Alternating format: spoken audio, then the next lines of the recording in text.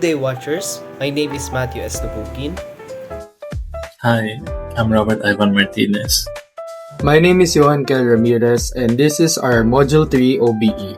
So today we are going to talk about 3 historical places with 7 interesting facts that are included. So we will also be talking about the history of the historical places. So first of all, we're gonna talk about the Spanish colonial era, which happened between 1870s and 1898.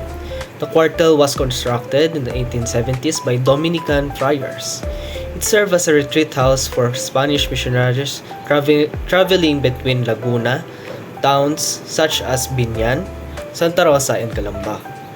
Its structure is thick adobe walls, high ceilings, and arched corridors. Was designed for comfort, security, and resilience for tropical weathers. It was never originally meant as a military garrison but later proved useful for that purpose due to its fortress-like design.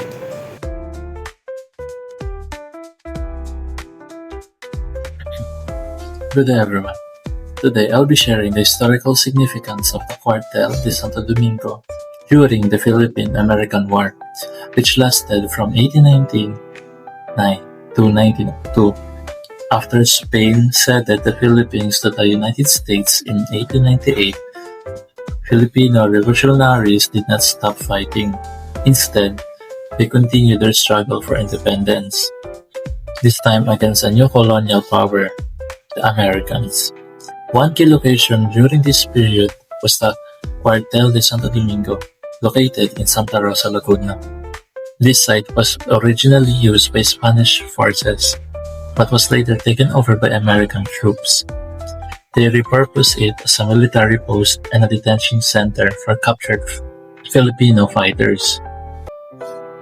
Its strategic location in Laguna made it a critical base for Americans' military campaigns, especially in southern Luzon. From here, troops could easily move and coordinate operations throughout the region. More than just a military base, the Cuartel symbolized major shift in colonial power, from Spanish religious and military rule to full American occupation. It shows how even physical structure reflect the deeper struggles of a nation's history. Understanding places like Cuartel de Santo Domingo help us connect to our past and remind us of the resilience of Filipino spirit. So lastly, I want to talk about the World War II about Japanese occupation. It is from 1942 to 1945. During World War II, Japanese imperial forces converted the Cuartel into a garrison and observation post. It became a military hub for controlling guerrilla movements and maintaining power in Laguna. Locals report that the Japanese used the site to interrogate, imprison, and sometimes torture suspected members of the resistance. Due to its secure structure and isolation, it was a feared site during wartime. Here are some clips that we took during our visitation in Cuartel de Santo Domingo.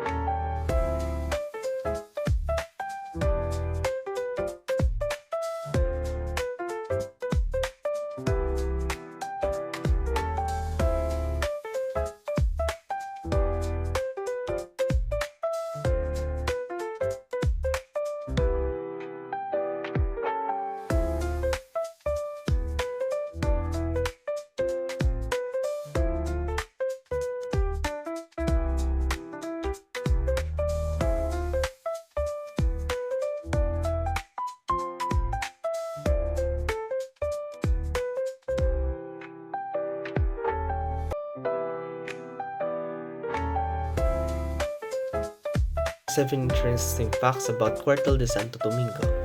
First, did you know that the building was not intentionally built for military units? As I said in Spanish colonial era, it was intended to accommodate friars and as a base for their religious group. Second, did you know that the building was built entirely by hand using forced Filipino labor? The cuartel was constructed using thick adobe with the use of volcanic stone, cut and hold using polo y servicios, a forced labor system imposed by the Spanish government on Filipino men. Third, the cuartel was also used as a safe place when uprisings like bandits, raids, or disease outbreaks occurred in nearby towns. Fourth, did you know that no battles happened there during the Spanish era? Unlike other colonial structures, no major revolts or battles occurred at the cuartel during Spanish rule. It remained a quiet and peaceful religious function until the Americans took over in the 1900s. Fifth, it's one of the few surviving Spanish-era structures in Laguna. The Cuartel de Santo Domingo is over 140 years old and is one of the oldest preserved Spanish buildings in southern Luzon. 6. Its name changed along with its purpose. It was only later called a cuartel when it began being used for military purposes by American, Japanese, and Filipino forces. And lastly, did you know that today the cuartel is currently being used by the government? The cuartel now serves as the main base of operations for the PNP Special Action Force.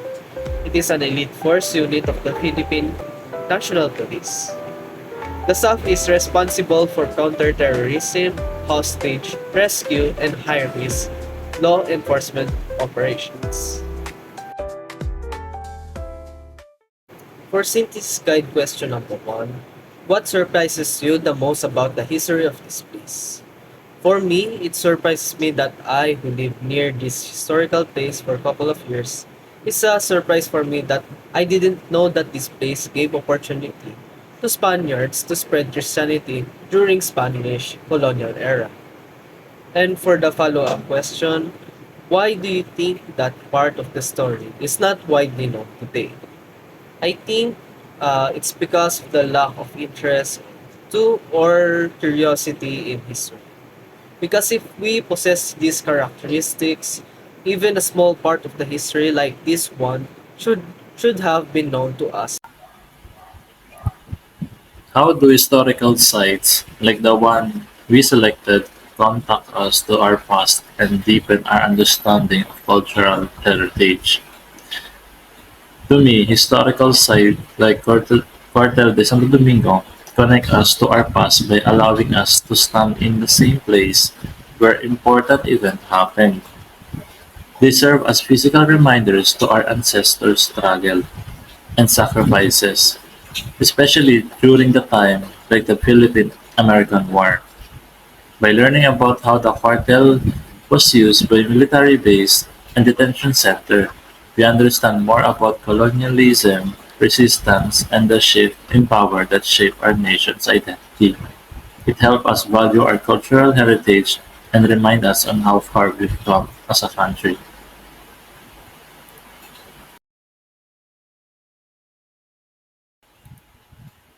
Together, we challenge you to go beyond the surface, explore our history, because every story, every struggle, and every hero has shaped the nation we call home. Knowing our past isn't just remembering, it's understanding who we are as a Filipino. To be curious in one's hometown history means we are not only knowing about our past, but also it helps us to shape who we are, how we think, and what we want for the future. Let us be more inclined in knowing about our history. We can start it by knowing what happened in our local towns.